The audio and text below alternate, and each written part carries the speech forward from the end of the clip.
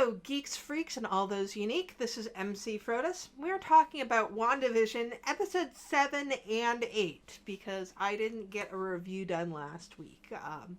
Been having a bit of a time right now, which is actually why I'm wearing the hat right now, because I have some really bad hair at the moment, so hiding that under my Niners cap. But we're talking about episodes 7 and 8, so that's Breaking the Fourth Wall and Previously On. And we're getting really close to the end. So the episode 7, we did our Modern Family, contemporary sitcom where we had Wanda breaking the fourth wall, which is, where the title comes from, doing like the talking head thing. That's been very popular. And Wanda basically is falling apart because of all of the power that she's putting out through the hex, trying to keep Vision around. And it's been a week, so this is not really going right to the end, not really a huge spoiler, but it was Agatha all along. We find out that Agnes is actually Agatha Harkness, and she has been responsible for many of the things that have happened throughout WandaVision. And now let's get into this current episode 8, Previously On. We find out that Agatha all along is exaggerating. This episode was mostly kind of flashbacky things, but we see Agatha, presumably when she kind of first started, which back during the Salem witch trials, when she was part of a coven, and she betrayed this coven, and this coven included her mother. And she basically took all of their power, and I guess that's why she's still alive till today. And Agatha, it seems, goes from place to place to try to get power from people, and that's how she found Wanda, is that she sensed like this amazing amount of energy coming from Westview, and she kind of infiltrated. But she doesn't know where this power is coming from, so she's been as Agnes, she's been trying to figure out exactly how this hex works. And she is the one responsible for Pietro. We still don't know what's going on with him. I've seen a lot of people say it's like, oh, well, obviously he's not actually Peter Maximoff. But I don't feel like they've actually, discounted that. I went back and I watched the scene several times when Agatha and Wanda are talking about it, and some people thought that Agnes was saying that Pietro was a crystalline projection. It's actually crystalline possession. So that I think what it means is that Agnes was possessing Pietro, and what they mean by crystalline is probably since Pietro was her eyes and ears, probably looking through some sort of crystal thing and actually being able to see the conversations going on. But we don't actually know who Pietro is yet, and I still am leaning towards the Peter Maximoff X-Men theory, because, and this is something that I haven't mentioned yet from episode 7, but we got a commercial which talked about Nexus, depression medication, and Nexus beings are incredibly powerful beings in the Marvel Universe that basically are can create multiverses and can traverse the multiverse in a way that no other being can.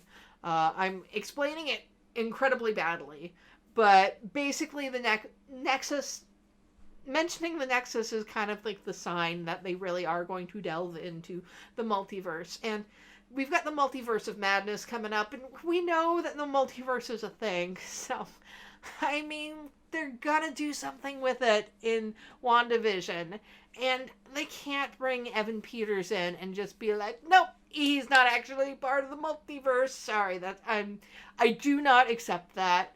I think we're still going to see something from it in the next episode, because we saw a little bit of him in at the end of episode 7, but we didn't see anything from him in episode 8.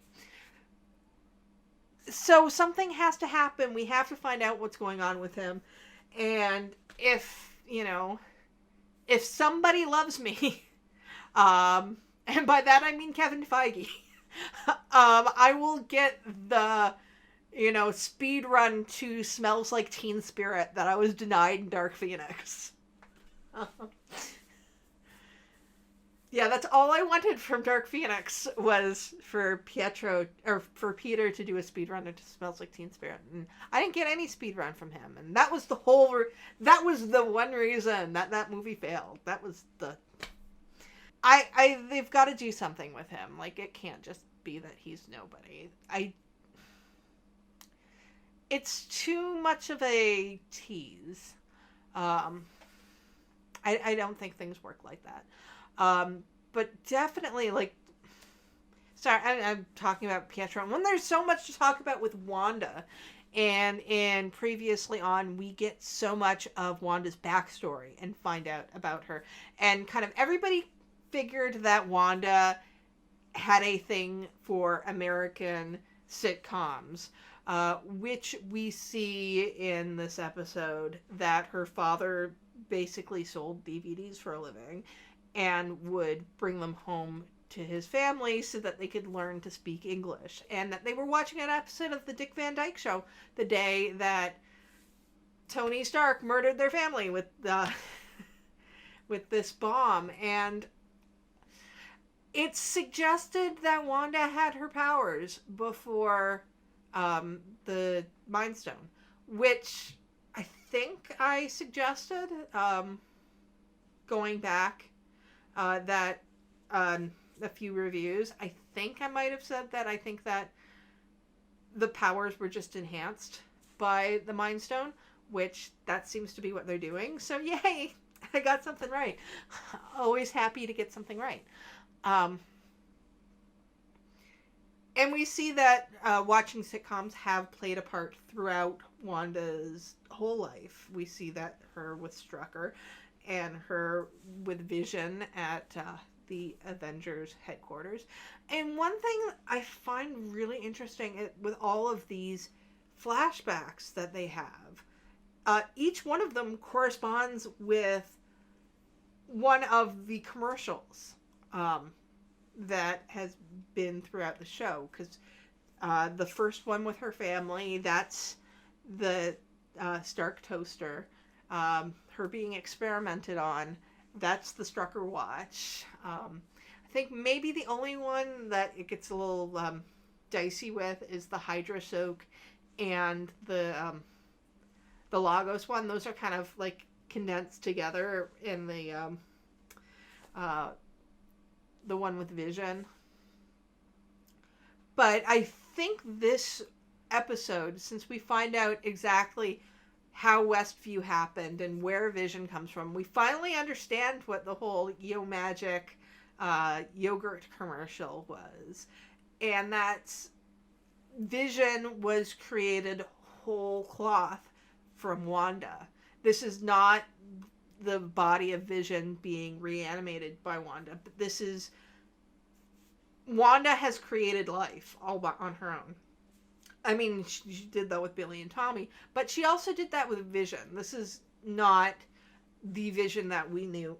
This is one that Wanda constructed. And huge thing at the end, we see what happened to the original Vision. Wanda did not steal the body. Hayward made that up. He took the footage of her and kind of cut it together to suggest otherwise.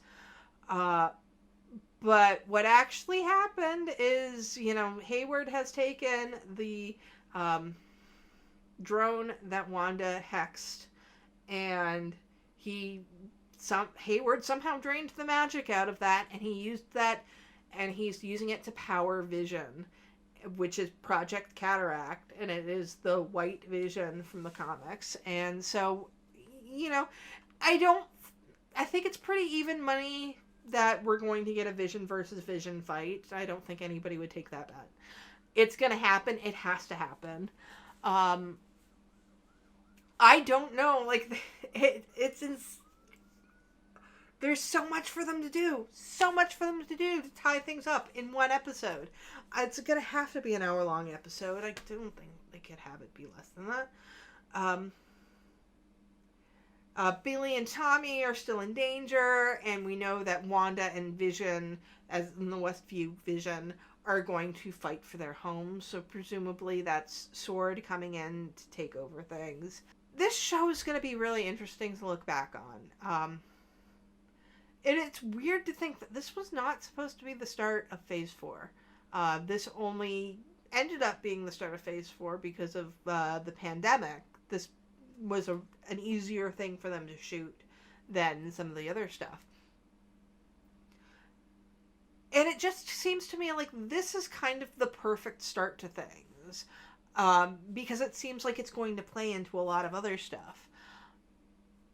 And I think, in a way, it's colored everything that's going to happen. Like, because we've got Falcon and the Winter Soldier starting in 2 weeks. And I don't know how that's going to, hold up to this. Because I was really looking forward to Falcon and the Winter Soldier. Because I love Sam and Bucky. Like, I love them a lot. And when it comes to WandaVision, it's like it's blown everything away. So I don't know exactly how things are going to stand up to this. I really want to see how everything's going to play out in the end. The last 2 episodes there's been so much there. I think episode 7 was a bit of a spinning your wheels episode, but this one certainly is one of the best of the series. And one of the more interesting things in the MCU, seeing how Wanda becomes the Scarlet Witch. And I feel like it's paradigms shifting in terms of the MCU. Because yes, we have magic with Doctor Strange. But the magic has always felt separate from everything else. But when you take Wanda, she's kind of like, seems to be straddling the science and magic thing in a way that no character has before. So things are very grounded with her, but also very fantastic. And I think they need to change things this way, because for the first 3 phases, it was very, science-y, where it's like, Captain America gets his power from a serum, and Tony Stark, builds all of this stuff. Spider-Man builds his stuff, and he's a radioactive spider. But who are the characters that we're left with? We're left with Thor, who is a god. We're left with Doctor Strange, and a lot more of the characters that we have left are a lot more fantastic. So I think that we need to have somebody who is fantastic, but also still human. And I think they're definitely leaning into the mutant thing now that they're able to. And it's gonna happen. It's gotta happen that they're gonna have to bring mutants in to the next episode. Because I feel like they're right kind of there. But yeah, no, this was definitely very interesting. Elizabeth Olsen did a fantastic job playing all of these different versions of Wanda throughout the different flashbacks. And in particular, there was one line from Vision in this that really touched my heart. And that's grief is love enduring. And as, anybody who has lost people that are close to them, I feel like that line would really resonate with them. And this series is really a study of grief in a way that I didn't really expect from the MCU. And everything about this series is not what I expected from the MCU. And I say that in the best way. Uh, and, I've, shouted out Elizabeth Olsen's talents, and I really, one of the greatest gifts this show has given everybody is the furthering the knowledge of how fantastic Catherine Hahn is. Because I've been a fan of hers for a very long time. Her character, Jennifer Barclay, on Parks and Rec, was one of my favorites. And as soon as I heard that she was going to be on WandaVision, I was like, oh, this could be good. She's such a fantastic actress. She's incredibly funny. And we're seeing all of these different layers for her, and I'm hoping that that Agatha does not die, and that they're able to keep her in the role, because I would like to see her in other things, and I would like to see her in bigger things. I would love to see her in, like, the Doctor Strange movie. So that pretty much wraps things up. I mean, I could talk longer because I am talking about 2 episodes, but I didn't want to go on for too long.